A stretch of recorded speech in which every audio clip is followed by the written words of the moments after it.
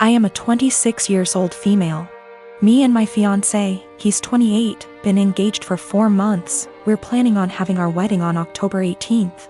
My future mother-in-law kept annoying me and sending me suggestions for choosing the right wedding dress, and said that she knew better and tried to get me to approve of wedding dresses that she chose. And when she couldn't enforce her decision, she demanded that I take her with me to buy my wedding dress so she could have an opinion. Before I went shopping, I called her to ask if she wanted to come, but started making excuses about how busy she was with my sister-in-law. I went shopping with my mom and I was able to find a really nice dress, although it cost me a little over what I saved up for. But it was worth it. I made some changes to it and it was perfect. It arrived to my apartment at the end of the week. I made sure it was stored in a safe place so it doesn't get ruined. Yesterday, I got back from my mom's house and found that my fiancé wasn't home, neither was the dress. I called him immediately, knowing that he must have taken it to show it to his mom, since she continuously asked to see it and refused to have me send her pictures of it on Facebook. I was so mad when it was confirmed that my fiancé took it to show it to his mom. He said he was gonna be home in 30 minutes. After he went to the supermarket, I waited for longer than I had to, and then when he arrived I ran to get my dress. That was buried underneath grocery bags. I took it to check on it and its zipper was broken, and the dress itself, fabric, was stretched out. I was like, what the happened to it? My mother-in-law must have tried it on, because it looked ruined. The straps were almost loose. I had to call my mother-in-law when my fiancé told me his mom and sister took turns to try it on. I was absolutely livid. She told me she did nothing wrong and that I was making a big deal out of it. She said she'd get a replacement for the broken zipper. But I told her to pay for a new dress since it was stretched out and no longer fitting. She refused and said that I probably wasn't happy with my dress choice and wanted her to pay so I could get a new one. I yelled at her for trying it on and ruining it. That she and my fiancé were responsible for ruining my dress, so they should pay for a new one. It's done, no longer fitting. The straps are in a horrible condition. My mom said she'd pay for fixing it, but I just hate it now that someone else wore it before me. I'm mad at both of them and seriously considering postponing the wedding. Usually for Thanksgiving, we head out to go see family. Someone else always hosts. We typically help sponsor the host by paying for cleanup, etc. Our home is just too small to host the 30+ folks who typically show up through the day. This year that's obviously not happening. Other than us talking about not doing the usual, Thanksgiving didn't come up until yesterday. My kids have the week off from online school, and I was doing a puzzle with them before dinner when my husband walks in after work and says, "So did we get a turkey?" I looked at him and said, "Well, I know I didn't." "Did you?" He stared at me blankly and said, "No." "What do you mean? Do we need to get one still? Is it being delivered?" I shrugged and said, "I don't know nothing about no turkey." The kids and he looked so confused, so I helped them along and said, "I didn't buy anything. I didn't plan anything. No one said anything to me about Thanksgiving. Nobody offered to help meal plan, cook anything, do anything." He blew up yelling at me about how I should have obviously known. I said, "Why? I've literally never planned or made a Thanksgiving dinner in my life. The most I've ever done was help clean up or maybe peel the potato." I asked him why didn't he plan anything, why didn't the kids plan anything? Why is everyone waiting until the last minute and dumping it on me? He just sputtered and yelled and stormed off to his office and left me with the kids. We all had dinner, the kids cleaned up, and I was relaxing with some wine and a book after they all went to bed. My husband tore into me about how he can't believe I left this all to the last minute. Now there will be no Thanksgiving. How could I be heartbroken to do this to the kids, etc. So I just looked at him and said, "Why didn't you plan? Why did you wait to the last minute to ask me?" He told me I was being a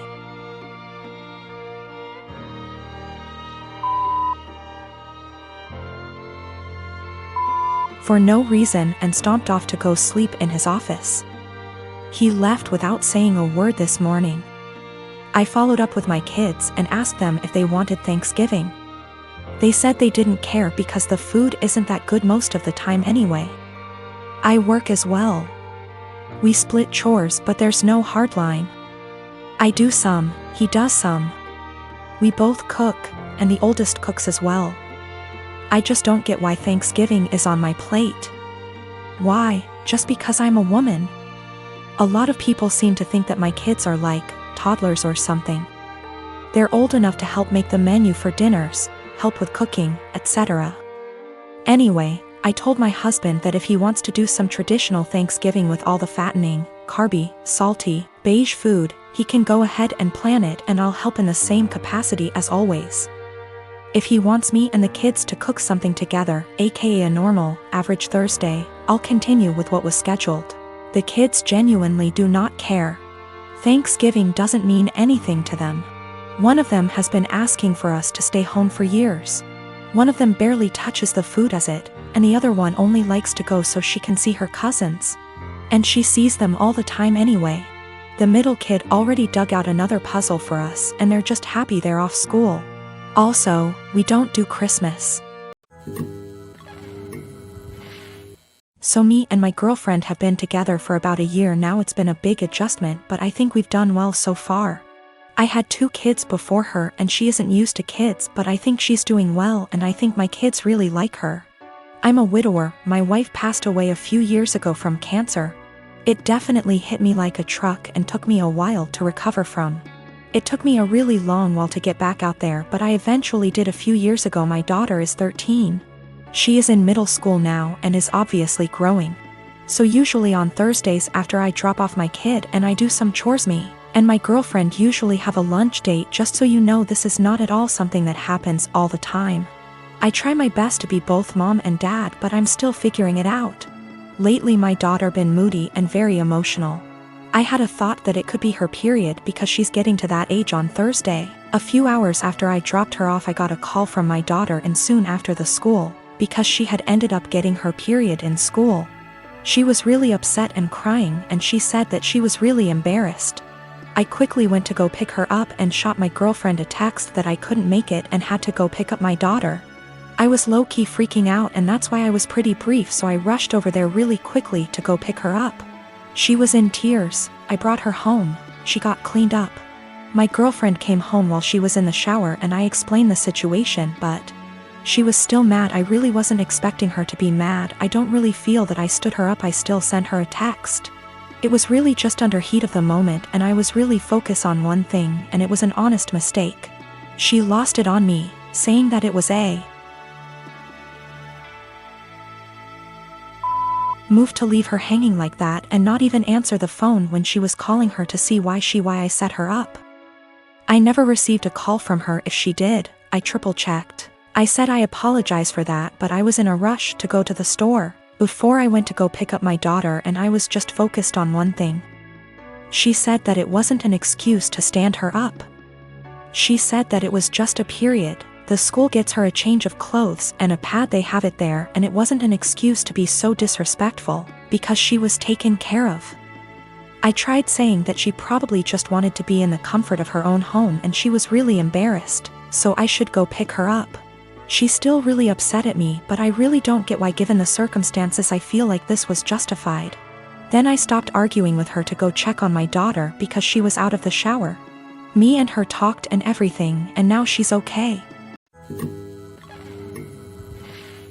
I am 17, female, have a child, Aaliyah. She is 6 years old, with my ex Jacob. He is 33 years old. He has a new girlfriend, Regina. She is 27 years old. We just finalized a court order he requested after meeting her and currently have complete 50/50 custody. Regina has always been a little too involved and believes that since she trains parents to parent, she knows everything. Every time I ask Jacob for help with Aaliyah, he comes with suggestions from Regina instead of workshopping things between the two of us. She has been overstepping for years.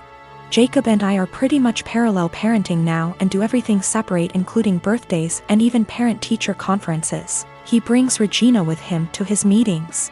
Regina picks Aaliyah up from school every day because I don't get off work in time, and he did not want to pay for the after-school program, since he did not need it during his time. So of course he jumps at the opportunity to involve Regina. Well, I currently am trying to find a car because I lost mine, so she ends up bringing Aaliyah to my home instead of our meeting point. When she showed up with my daughter, she was being really quiet and looked sad.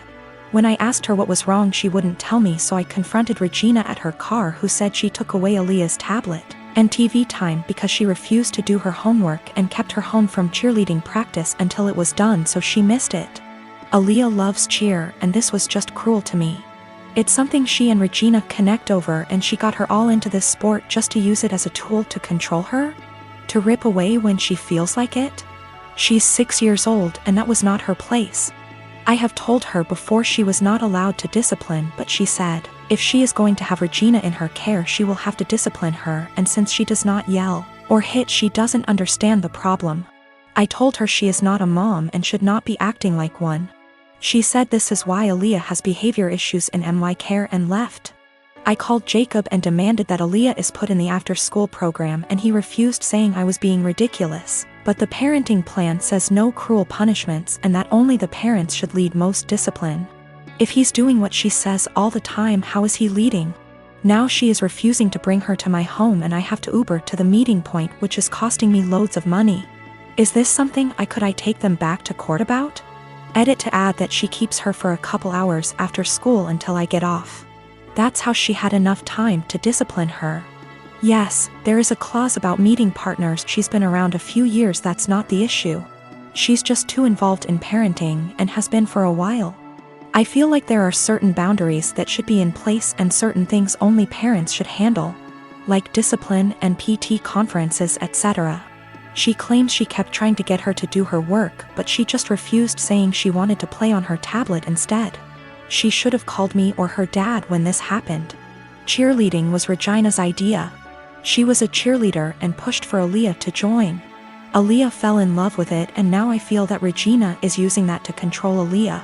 Do what I say or no cheer. She's 6. If she kept refusing to do her homework, she should have called me to discuss a consequence.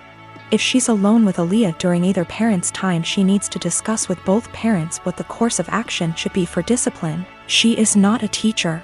She is not a professional we are paying for, therefore guidelines need to be followed.